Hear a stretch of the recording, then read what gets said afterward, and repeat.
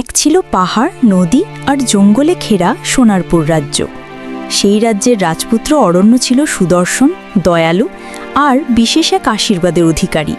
জন্মের সময় এক পরী তাকে বলেছিল, যদি তুমি সত্যিকারের কাউকে ভালোবাসো তবে তোমার জাদু শুধু তাকে নয়, পুরো পৃথিবীকে সুখে ভরিয়ে তুলবে।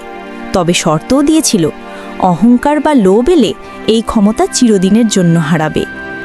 রাজপ্রাসাদের চাকচিক্যে অরণ্যের মন কখনো ভরত না। সে সাধারণ মানুষের জীবন জানতে চাইত। একদিন ছদ্মবেশে বেরিয়ে পড়ে, আর তখনই তার দেখা হয় এক দরিদ্র কিন্তু অদ্ভুত সুন্দর হৃদয়ের মেয়ে লাবণ্যের সঙ্গে। লাবণ্য নিজের কিছু না থাকা সত্ত্বেও গ্রামে বাচ্চাদের পড়াতো, অসুস্থদের সাহায্য করত, বৃদ্ধদের যত্ন নিত।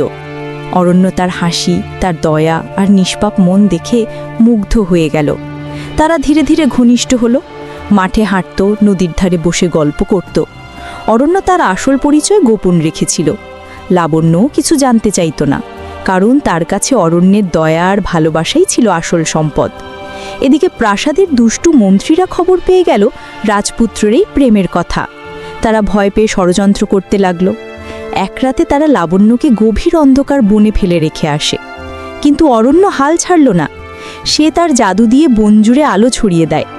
গাছের পাতায় ধিকিমিকি আলো, পাখির সুরে যেন বন হয়ে উঠল জাদুর রাজ্য।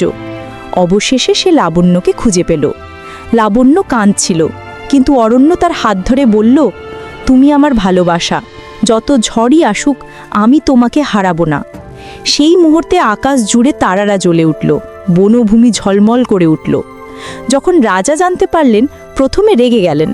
তিনি ভাবলেন, এক রাজপুত্র কিভাবে গরিব মেয়েকে বিয়ে করবে। কিন্তু লাবণ্যর দয়া আর সাহস দেখে তিনিও মুগ্ধ হলেন। লাবণ্য বলল, রাজপুত্র হোক বা সাধারণ মানুষ, আমার কাছে সে শুধু আমার অরণ্য। শেষে রাজ্যে জমকালো বিয়ে হলো।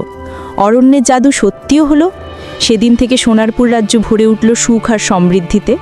ফসল প্রচুর ফলল, মানুষ হাসি মুখে বাঁচতে লাগলো। রাজপুত্র অরণ্য আর গরিব মেয়ে লাবণ্যের ভালোবাসা হয়ে উঠল এক চিরন্তন রূপকথা।